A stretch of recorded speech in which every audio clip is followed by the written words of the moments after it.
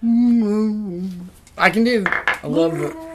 I can't do the rolling of the tongue thing, but I can do the. Oh, that's good. Right? So if we just put my in your, then you have a perfect Chewbacca. Yeah. I wonder what movie we're reviewing today. I don't know. It's a mystery. The Book Club is a new movie coming out for you. The Book Club was so good. So good. So good. I'm glad we saw it in 3D. I know. Yeah. I don't think it would have been the same effect if we had seen it in 2D. Yeah. No, you have to see it in 3D. And yes. It's so suspenseful. Oh my god. Oh my gosh. I can't believe the after credits scene set up a sequel. Oh my god, I know. I'm so excited. I hope they don't wait a year to release it. A long time ago, in an Instagram post, somewhat far away, we teased the Solo review. And it is here, it is now, and it is happening. Insert Star Wars music here. Dun dun dun dun. That's about as I can say before we get sued. Trying not to get sued so we can keep making these videos. But welcome to Movie Blah Blah. Welcome to Movie Blah Blah. I'm Daria. I'm Jordan. And here is your blockbuster movie review. Yeah, that's right. After a few independent stuff, we're getting back into big blockbusters with Star Wars. Of course. Solo, a Star Wars story about Han Solo and his origins, how he came to be who he is, who we know and love, who we know and hate, whoever you are. And so that's basically it, just the origins of who Han Solo is. I'll just get this out of the way. I'm a huge diehard Star Wars fan. Really? I couldn't tell. Yeah, well, you know, I am wearing Star Wars boxers, Star Wars socks, and a Star Wars shirt, so I like it a little bit.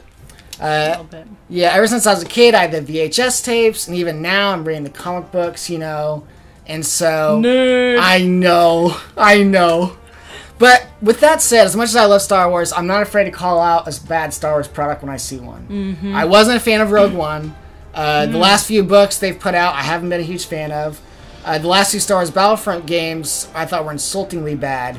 So, what did I think of Star Wars? Let's start off with Daria.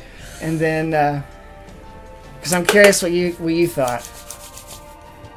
In the words of Jordan Campbell, it was fine. Is it here? Is this finally the review we disagree on? The divide. We've been waiting. We knew this day would come. This is fun because they always agree. Now I get to debate it out. All right, so fine. So your pros, your cons, have at it. Don't hold back.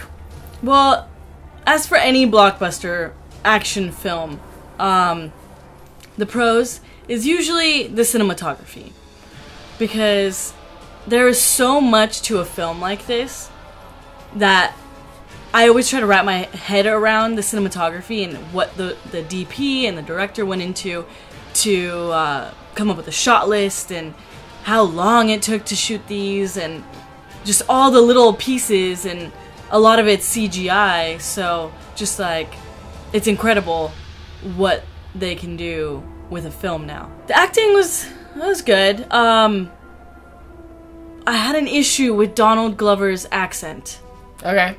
I felt like he was trying too hard to have like a proper and pronounce all the T's, and I just felt like it wasn't realistic. Like he was trying too hard to just have an accent, and I didn't feel like it was necessary. And like I know he's a good actor, I just wasn't buying it. Another con, there was a scene with Han Solo and Woody Harrelson's character where it's supposed to be deep, but I didn't feel it. It was the scene where Han Solo gets punched in the face by Woody Harrelson's character, and he's upset because what Han Solo did killed the woman he, like, his love. So he punches him in the face, and then Han Solo is just like, I had to do it. And then he was like, okay. And like, it was supposed to be I felt like it was supposed to be a moving moment between the two, but it just didn't play out in that way for me. I was like, Yeah, I wasn't feeling it. I didn't believe it. Okay. And I felt like there were pieces missing, like storylines that they didn't explain, like the girl, the love interest, who went through some stuff, and you'd look at me different if you knew, but we never find out. So, in the end, we kind of don't know who she is or what she's been through, or kind of confusing a little bit. Okay. So, it was entertaining. Yeah, so I came into this movie cautiously optimistic because originally Philip Lord and Chris Miller, the directors of Lego Movie, they were hired to direct this movie, and they're infamously replaced more than halfway through the shoot by Ron Howard. And so it was kind of like... The directors of the Lego Movie couldn't handle Star Wars? Yeah, that's what the reports say. So they're saying that, like, Ron Howard, you know, he would shoot a scene in one day that they were taking, like, a couple of days to shoot. So they weren't just, like... That's what they said. I guess we'll never know the answers. You know, I respect them as filmmakers. But so I was cautiously optimistic. And like I said, I didn't like Rogue One, so the spin-off movies haven't been all that great for me. But I love this. I really did. Wow. I really did. So I thought, here's what summed it up for me. This Star Wars movie had the sense of adventure that I love from Star Wars movies. Like Rogue One, unlike Rogue One, you know, this one had new iconic alien designs, you know.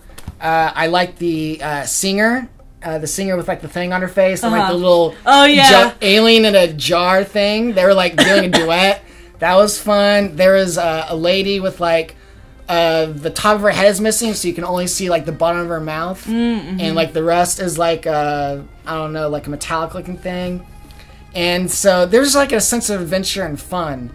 And what summed up for me was there's a little girl sitting behind us, and at one point she went, "Oh wow!"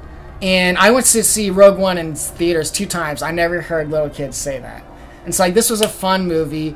And I heard some people criticize The Last Jedi for being too Disney, because they had, like, the comedy was too on the nose, like, they were doing, like, your mom jokes and stuff. And this film isn't that. It's more, like, it feels more in tone with the original trilogy. I thought all the performances are great. I think, I'm going to butcher his name, Alden Elderich. I don't know. I thought he did great. And him and Donald Glover, I thought they did a good job of making the performance their own, yet still, like, it still felt like Harrison Ford and Billy D. Williams in a way. Because Donald Glover, he made it his own, but he still kind of spoke with that drawl that Billy D. Williams has. And so it was like, it still felt like the same characters, because I thought it was going to be too much. They're going to try and make it their own thing, but yeah. And even like Alden Ehrenreich, he went to the Harrison Ford pointing school of acting, because Harrison Ford, if you look at any of his movies, he acts by pointing and yelling his dialogue, even if he's happy. And there's several points in the movie where Alden Ehrenreich is doing this, and so I'm glad he took that into consideration. How was the accent, Donald Glover's accent for you? I thought it was great. You know, I didn't find it. You know, I thought it was kind of cool. It was kind of cool to see Donald Glover just be this, like, talk with a drawl and, you know, be all charismatic and you know, all the ladies love him. His love interest in this is a robot. Oh. Which is probably going to take off people or something, probably. I loved it. I thought it was hilarious. See, and that's the thing, like, what I love about these Star Wars, the potential of these Star Wars movies is, what I want them to do is expand with new characters, new designs and stuff. And like Rogue One, none of the characters worked for me. And with this one, like L3, the robot, she worked for me. Tobias Beckett, who played by Woody Harrelson, who plays like the guy as a smuggler himself, and who Han kind of models his life after. And so you kind of see why Han becomes who he is. And yeah, and so it all worked for me. It all felt... I was afraid this was going to be too distractingly not part of the original trilogy, but it felt... I swear it felt like part of the original trilogy. There's a lot of great Chewbacca scenes, too. Chewbacca is just... like, he has some great standout moments. I like the way Han and Chewie meet. I think that was just... like, because that's a huge moment. I've always imagined what that moment would be like, and what the problem with prequels is, it's hard for what actually happens to trump your imagination. And this was one moment where the way they meet, it was like, that was perfect. I don't know, I can't really think of any cons, honestly. And, like, I want to because I'm objective or whatever about my Star Wars films. But honestly, like, I thought it was paced well. There's non-stop action, non-stop adventure, non-stop humor. And the Kessel Run, that's, like, a huge thing in Star Wars fandom. Like, when Han mentions he did the Kessel Run in under 12 parsecs, that was like, what is that supposed to mean? I thought that lived up to my imagination, and yeah, it made me feel like a kid again, you know. Well, Jordan, I'm guessing, gives it 2 thumbs up. I do, yeah. And I swear, like, I was going in as cautiously optimistic. I thought I was not going to like it.